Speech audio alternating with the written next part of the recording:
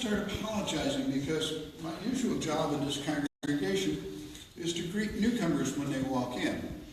And I usually give them a little 3 or 4 minute orientation and tell them what we're all about. Well, today, because I'm the speaker, I wasn't at the door, and so I didn't get to meet you. I didn't get to give my spiel. Instead, you're going to jump a 5-minute one. You're going to get a 20-minute one.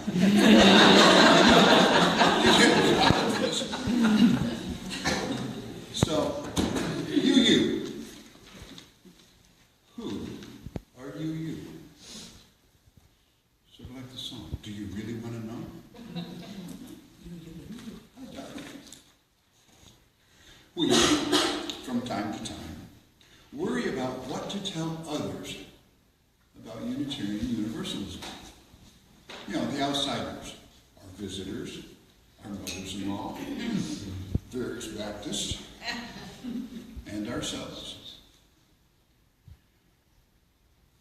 And note that I say we tell people what the UU movement is about. Because the Unitarian Universalist Association, the UUA, is an association of congregations, not of people. Actually, in the sense of the UUA, which this congregation is a member, there are no such things as Unitarian Universalists. There are Unitarian Universalist congregations. It's a minor administrative point which has deep philosophical meaning. Because we don't pretend to be an umbrella that encompasses all of your beliefs whatsoever. So, what is Unitarian Universalism? Now, I'm going to spend an hour, well, 20 minutes at least. That got our attention. Maybe talking to an empty room, I don't know. Helping you get ready to have a pat little 35-second response when somebody asks you, what is Unitarian Universalism? It's a dreaded question. Most of us aren't ready to answer. But before we get there, tell me, why are you here today?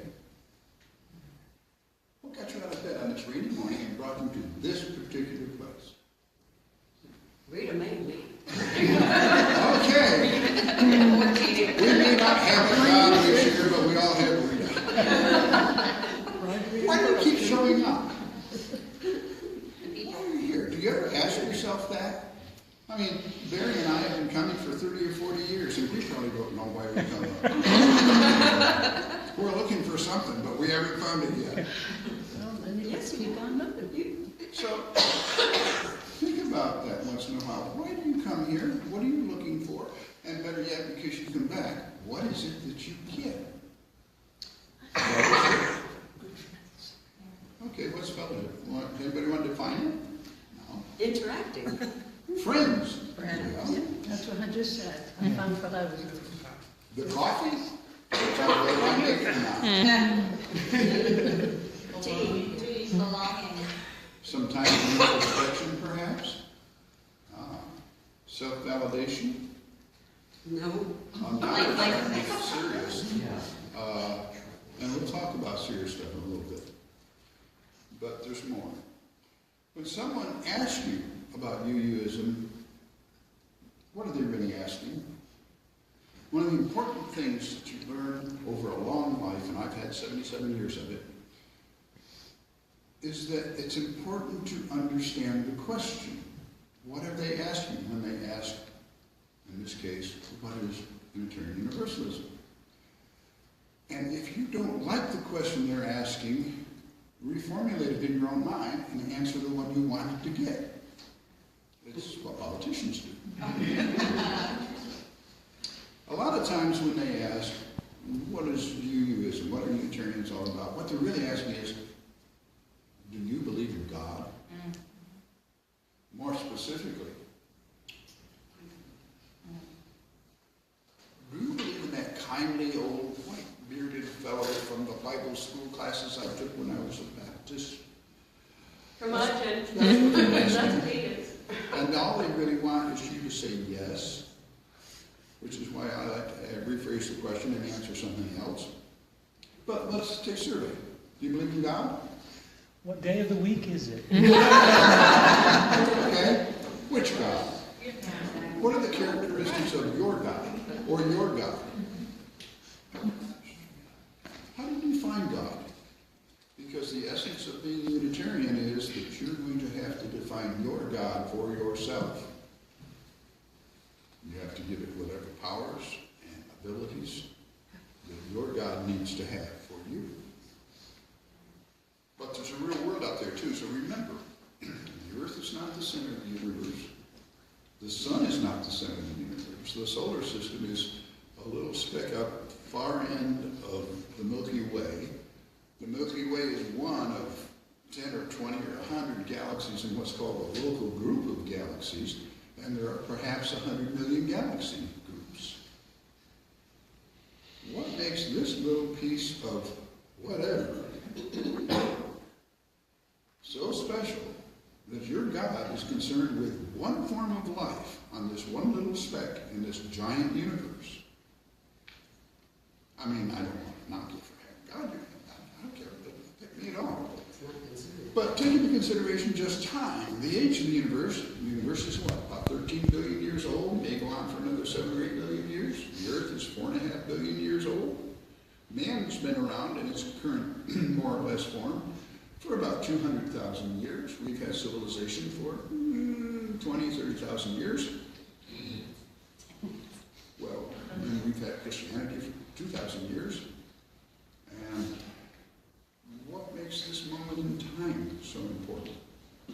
In gravity, I mean, this immense space, this immense amount of time, and if you've got a God, one thing he's got to do is answer why you're important to him. And then you might ask a few questions like, what about disease or poor engineering?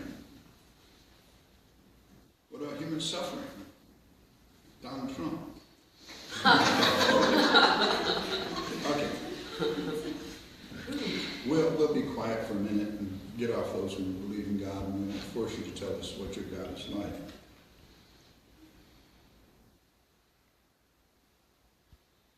We pretend to do this sort of introspection on a regular basis. We don't, but we pretend. Sure, the heart wants to believe. The mind wants to live forever.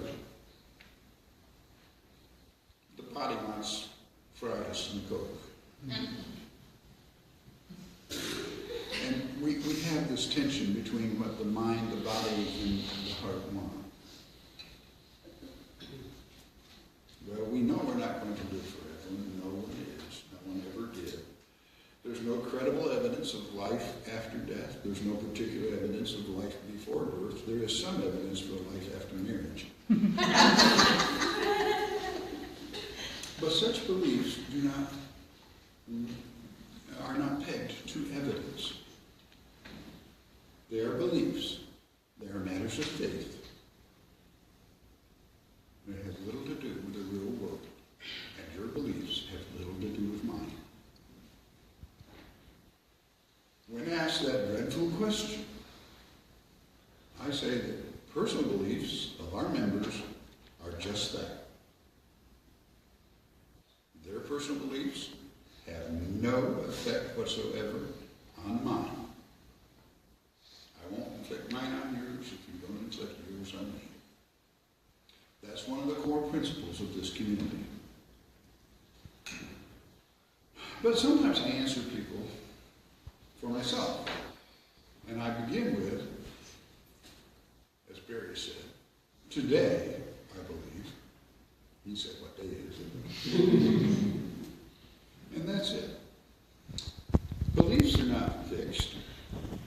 They are almost always situational. And for a very rational person, as I hope to be, that's very embarrassing because I realize that most of my principles in life are emotionally based and probably won't stand up to reason. So when someone asks you, what UUs believe, tell them that's the wrong question. Tell them, and I quote, the basis of unity in the Unitarian Universalist churches and fellowships is not shared beliefs, but a common quest and the affirmation of the values necessary to that quest. And that's from Reverend Curtis Reese of the Des Moines, Iowa First Unitarian Church, September 1917. It was the first humanist sermon preached in the Unitarian Church, and Reverend Reese went on to be the founder of the American Humanist Society. And he makes the point, exactly. We are Unitarian Universalists not because we share a particular faith or set of beliefs, but because we share the same values. For many years, and I'm getting old, I don't remember his last name, Richard Yarbrough. Thank you. Richard Yarbrough used to stand right here, well, actually in the other room before we built this, and say,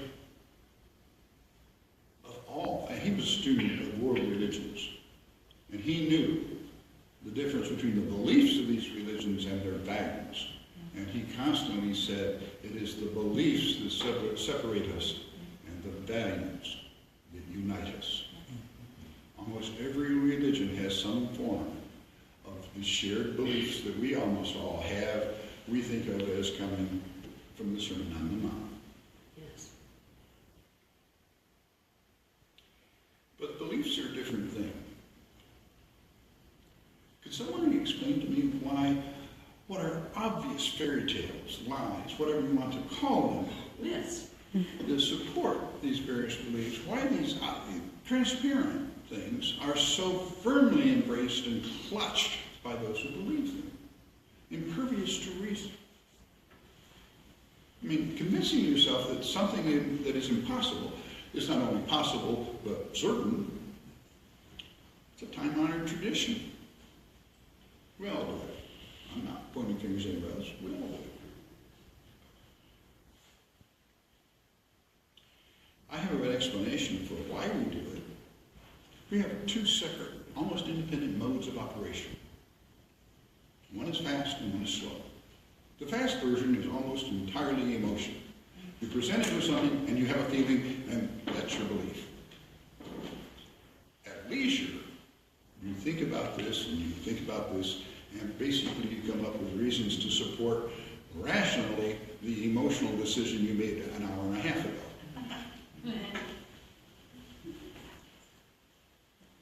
I find it embarrassing to admit that even a rational hedonist like myself actually operates that way. Now, sometimes I find myself realizing that I hold beliefs like the perfectibility of man, the possibility of improvement in our society, that are not logically defendable, but I really, really, really want to believe that they are. And so I do. That's it. I don't find any conflict between my beliefs and my rationality at all. I just ignore my rationality when it's inconvenient. And so do you. Pure reason is far more circumscribed than I would prefer. I will. Now, while certainly none of us can answer for all of us, there are some general collective things. Now, a lot of us are not Christians mostly because our parents were, or said they were. But we also have mystics, pantheists, some atheists, a whole bunch of skeptical agnostics. And everyone can find a home here because we share the same values. Certainly one thing I do not do when responding to the question of who are you use is to recite our 7 principles. I know that most of you actually do some sort of this. We have some principles, they are whatever. Excuse me, everybody's got principles, even if your principle is me first. I try to limit my profession of our faith to the value we place in the individual and in the individual's right to determine his or her own beliefs, as long as those beliefs do not infringe on the behavior of others. You can believe anything you want, as long as you don't make me get up and ride that hobby horse behind you. Now a few words from our sponsor. Dr. Seuss. We have these 7 principles, and I think, like a couple of our hymns, we should have footnotes so you can change the word or meaning. Some of them, for our visitors, we do have at least 2 hymns that have little footnotes, so as you're singing, you can look in the bottom and see whether you want to sing this particular word or not. We believe in freedom. Anyway, unless you've done a great deal of pondering about the wording and the meaning and the effect and the implications of each of these 7 principles, you'd best not recite them to somebody else to convince them they should be sitting out here with you.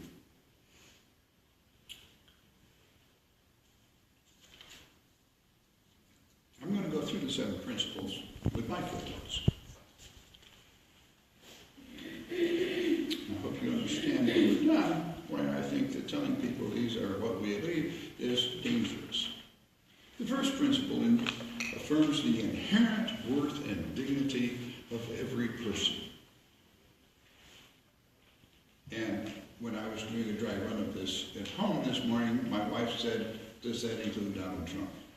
We've had that discussion. There are several nits to pick with this particular principle. The first one is the word inherent. How do you interpret that? Does it mean you're born with worth and dignity and are quite capable of earning your way out of it? You can disqualify yourself. I think so. I think that if you're a mass murderer in Las Vegas, a pedophile, or a politician, you're beyond the pale. If everyone's worth and dignity is to be embraced, does that infer a certain amount of economic and social equality? I think so. Does that make us a bunch of socialists? Probably, but you don't want to hear that. It doesn't bother me, but that's okay. As long as I can slander, if you will, Donald Trump and work for the equal worth and dignity of the rest of us, I'm all for it. The first principle is okay. Now, the second one, justice and equity and compassion in human relations. Yep. I say that's a good one. Let's tax the rich who get their money without working for it and use it for the betterment of all of us. Single-payer health care, free education, from preschool to graduate school, decent infrastructure. I'm all for it. So much for that. Acceptance of one another and encouragement to to spiritual growth. Okay. I'll respect your quirks if you respect mine. That's pretty much what it says. And I get to define spiritual growth any way I want to. So long as yours doesn't leak over onto mine. Now, the free and responsible search for truth and meaning. I'm not sure what a free search is or a responsible search. And truth is a very elusive concept. Most Unitarians claim that if I feel it is true in my heart, then it is true for me. Thank you, Ralph Waldo Emerson. And meaning, well, remember school where a poem should not mean but be? I'm not sure what meaning is either. So I can kind of, that's a nice bunch of words, but I'm not sure what it means. We'll move on to the right of conscience and the use of the democratic process in our congregations and in society at large. Okay, Does the right of conscience mean I can refuse to bake a cake for Kitty and Bev? Yes, it does. Can I prevent my employees from getting health care because I firmly believe in faith healing? How much conscience am I allowed to have in the public square? As for the democratic process, we'll go back to my favorite bugaboo, Donald Trump. Was that a democratic process? What democratic process are we talking about? One person, one vote? That's the rule of the mob. Our approach with the Electoral College didn't make a lot of us real happy. Which democratic process? I happen to like the one that Venice operated on successfully for 500 years. It was called weighted voting. And in every neighborhood of 100 people, they got together and picked one person that they all knew to lead them. And then that neighborhood person got together with everybody from the district, 10 or 12 or whatever of them, and they would pick, because they knew each other, the one person that should lead them. And in the end, throughout the city of Venice, there would be 10 electors who knew each other, who were prominent men, who had been blessed and approved every step of the way. And those 10 did weighted voting. They listed each other 1 to 10, and he who got the most ones got to be the dictator for life. And it worked for over 500 years. Very successful. So, democratic process. You pick one. You tell me which one you like. And then you tell me what this thing means about conscience and the democratic process. Peace, liberty, and justice for all. Boy, that echoes some other words we had back here. Words, words, words.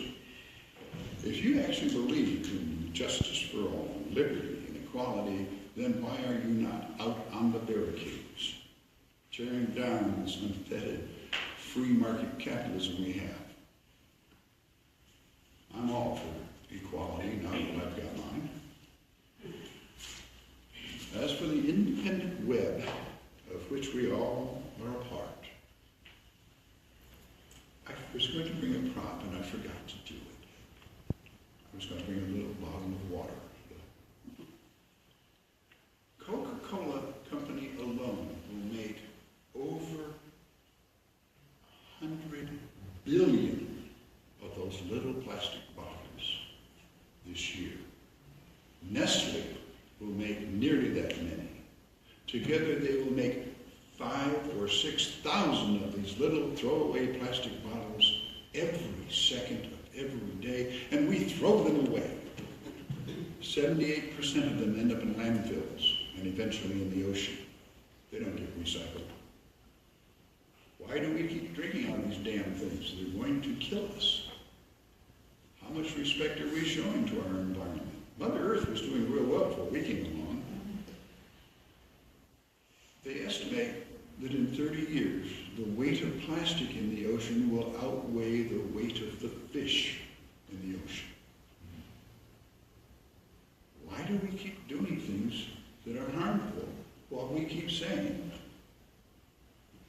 it's glass, recyclable, that we respect the environment? We don't.